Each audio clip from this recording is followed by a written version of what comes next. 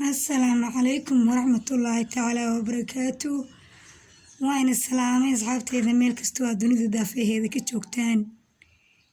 ولا شيء نبغى النعيمة وني وضرمت مانتي موغال عصب وكدو الموغال ذي هره ويني سو ريجرتي أصحابي سدا ودوكتي نوع أول هري قبرتين إن حيابك وصابسان أبوانيمو يهال أبو ريو dhankaas iyo suugaanta hadaba maanta mawduucan waa ka duwan yahay mawduucyadeen hore oo adiga barateen wuxuuna ka hadlayaa shaqsi ayaan rabaa halkaan inaan maanta ugu doodo qofkaas kale aniga aragtidayda ama sida ay ila tahay waa qof mar walbaba aynu ku tacadino xuquuqdiisana aynu dafirno waxa uu yahay na aan ka been sheegno hadaba qofkaasi waa qofma adiga hadday daawanaya qofkaas yaad malaynaysaa inuu yahay ama adigaya waan hubaa qofkaasi waa adiga hadaa gabar tahay haddaa wiil tahayna wuu ka agdhow yahay hadaba qofkaasi yaana noorkiisa idinku silcina waa inii hordhacaya waan inii sheegayaa qofkaas waxa waaye qof ka mid a waalidiinteena mar walbana xaqiisa la dafiro laguna been abuuro waxyaabo uusan nusboobin ama inta badan uusan ahayn marka waalidkaas mar walbaba dulman bal maanta waxaan go'aansaday inaan u doodo aan halkaan ka caddeeyo waxa uu yahay iyo waxa ummaddu u aqoonsatay sababta qofkaas aynu shaqsiga xun ugu wada baranayna qof kastaba isaga waxa waaye dabcan commentiga ayuu ku sheegi doonaa asxaabey inta aanan muuqaalka u gudagelin ama aanan arrintan faahfaahinteeda aanan bilaabin waxaanu ka codsanaynaa muuqaalka inaad sheer garaysaan si uu gaaro asxaab badan oo sidinoo kale u qalbiyo wanaagsan leegta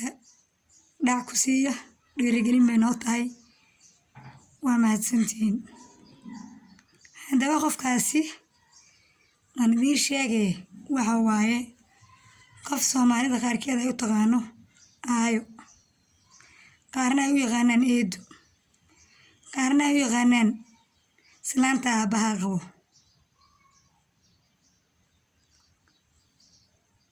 okay saan wada ogsoonahay inta badan waxyaabaha ka dhaca gayga soomaalida ama mujtamaceena dhexdiisa marmarka qaarkood waxaa dhacda in qof ama ilmo yar tacadi loo geysto dhib ku yimaado ama ilmahaas diif iyo daryeel xumo ay ka muuqato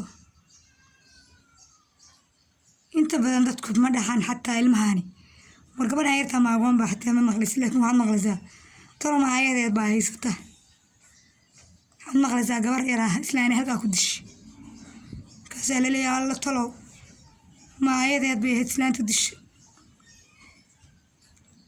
ma garat hadda ka hor waxaa dhacday gaalkacyayba ka dhacdee gabar baa yar baa la dilay jirdil baa loo geystay dhaawac baa madaxa ka soo gaaray iyo nabaro dhaawacii soo gaaray baa waxay sameeyeen aduu qolada kale dhanka dowladda baa laga ogaaday iyo dariska wax soo sheegay maaqaani gabadha bircanjeelaha madaxa laga garaacaa layidhi gabadhii naagtii dishayna waa la xiray aduu waa lasoo helo qofkii dilay islaam bay noqotay haysato eedadeeda qof kasta kalmadii markuu maqlo wuxuu leeyahay allah talow eedada haysata ma ayadeed baa alla ma aabaheed baa qabay maxaysaa ugu dishay alla baa baa yeelisa subxaan allah walaalayaalow ilaahay baan idinku dhaarshay gabdhaha soomaaliyeed waa afka anigu aan ku hadlaya leh meel kastoo ay joogaan su-aal baan rabaa inaan weydiiyo shaqsiyan adiga hadday daawanaya haddii aa haysatid gabar yar oo adaayo u too ninkaagu dhalay ma dilaysaa مقادينيسا ما بالعنشلة من حاجة العزة وحاسس ويدين لما حيكون يا شيء حيكون انت محاسس ودليسه waxaan kaloo meeshaan aan weydiinayaa maxay galabsatay qofka la yiraahdo eedada gabadhan eedada ama ayada oo dadku mar walba ay wax way dhaleecaynayaan horta ayabaha inta la qormay sameeyay bilcusdi ugu cilmi dhaanta soo sheegan dadku horta sideeda waa bini aadam eedo aabaha qabo mid aabaha la dhalatay hooyada habriirta qof kasta ehelku ah dib baa kaaga iman kara ilaahay musiibooyinkana waa laga magan galaa waxaan wada ognahay gabadha haddaan sheegay gaalkacayo baa lagu dilay ana meel arrinta ku dambeysay ma aqalay kolay islaan wala aabaheed la dhalatay eedadeeda baa disho haysatay baa la yiri oo dhibaato badan u geysatay muddo warkeeda la wadaday hargeysayna umaleynaya meel umaleynaya gabar yar oo reer u shaqeynaysay sidoo kale inkastoo markii dambe dawladdu ay shaqo siisay gabadh yarta ay ixtiraaf fiican iyo ay wax ku heshay gabadha u shaqeynaysay baa waxa la si xun ula dhaqantay waliba muuqaalka duubtay dhuusa mareeb gabar baa hooyadeed dhashay ku dishay gabar yar oo 11 jir ah baa waxa la yiri waxa ku dishay hooyadeed iyo ninkii qabay والله وان دارتي همين كارنتا anigu maqlay موبايل baan ka daawanayay والله بالله والله waan miir dorso waan dhaca tabcaan baan noqday ilaa markii dambe dariska xataa ay guriga yimaadeen waan qiirooday aad baan u naxay waxaana wax aad looga naxay la noqotay gabar qof asagoo ilmihii u dhalay oo laga soo jaray oo waalidka u ahaa dilay وهذا أنا ليه هاي وحيلد الشيء يعني ننكر ولا دليل وحنكوا هالشيء دتكي بهالبون نقضي على دتكي بهالبون نقضي صولها بامسك على نقضي ويدخل دمي إلا هذا ما قلبي تلعنا مركار كم مقالة من أنت له متشعلين عن داهرو دابا قلبي تلي عاسان بوحال ملانينا آيات وجودي مرة بمركان مقالة آيات لو دودي إن la dulminayo oo leeyahay la saayay ma aayay shawanaxa marka qofka bini aadamka dib uu ka iman karaa ayadu ka iman karaa hooyadu ka iman karaa qof kasta ka iman karaa ilaahay waalid xun iyo qof ehel noo hadana shakhsi xun ah ilaahay nooma keeno ilaahay ehelada wanaagsan oo sharaf ilaahay nooga dhigo laakiin waxa halkan isweydiin la saxaabay maxaa koos karaya mar walba in la moodo qofkii dib gaariga gabadh yar oo dayacanba in la yiraahdo naagta soo gashanaa kala ma waa eedadeed alay ogaada aabeed baaqay walaalayaal ilaahay ma ku dhaarshay haddaan dumar haddaan nahay dhammaanteen waxaan nahay eedadii aabuhu qabay iyo gabadhii eedada u ahayd sababtu waxa weeye nimanka waxa loo baneeyay afar qof kasta wuxuu leeyahay walaalo la dhashay oo maxay tooyeen walaalo la dhashay aan dhahay oo eedadiis dhashay iyo abiis iyo aayadii aabuhu qabay eedadiis ah ama qofka asagaaba wuxuu yahayba oo gabadhu ayadaaba waxay tahayba aayo ninkeeda ma kale dhalay ama hooyadood markaa ilma la hooyada la furaadeen ama ilma degan hooyadoodii reerkooda dhaqanayaan ha ahaadaan si kastaba ha ahaadaane waa wax mar walba dhaca oo jira oo mujtamaca iyo bulshada ka mid ah marka waxaan isla arrintan u haddaan fikiray in ayada mar walba la dhaleeceeyo anaga dumarkaaba falkinay baan isri anigu waan fikiray waxaan isla waa marxalad masayr ku keenay waxaan is-iri marxaladda noocaas ah iyadaaba masayr baa sababay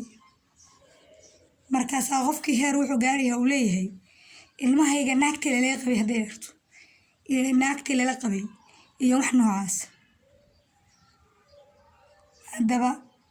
naagta lagula qabana gabaray waa qof muslima ee horta ku naar mudan إلهي باني كان أفر بني دارت إسكت حر يدا وحبها كدرسن أنا كنت من آخر هذا كوين حبك ما قبل في دون نبغى غبا يدي إنك حالة داس أرين داس وأرين أدوار حبك قمن قرين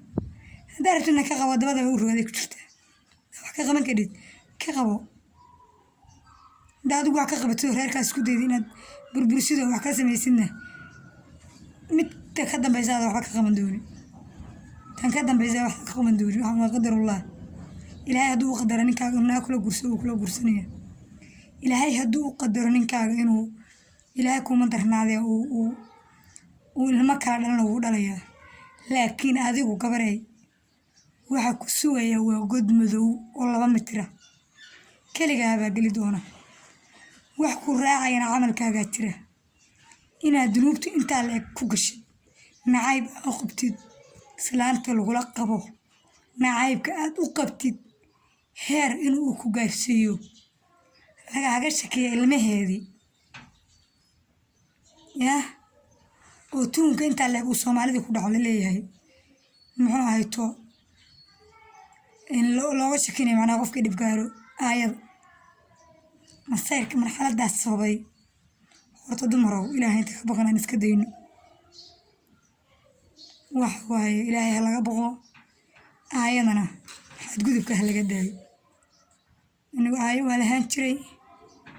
يدي ولا هنشري عبها خبي يلو دشي ولا لا هي دشي وانت على هاي إلهي هبركه أيها يكوا كله وهو يدي دشي أنا وما كرت شعري كل واي ولا لا هي يدي وانت على إلهي تنا فردوس هجي يدي وين متى إن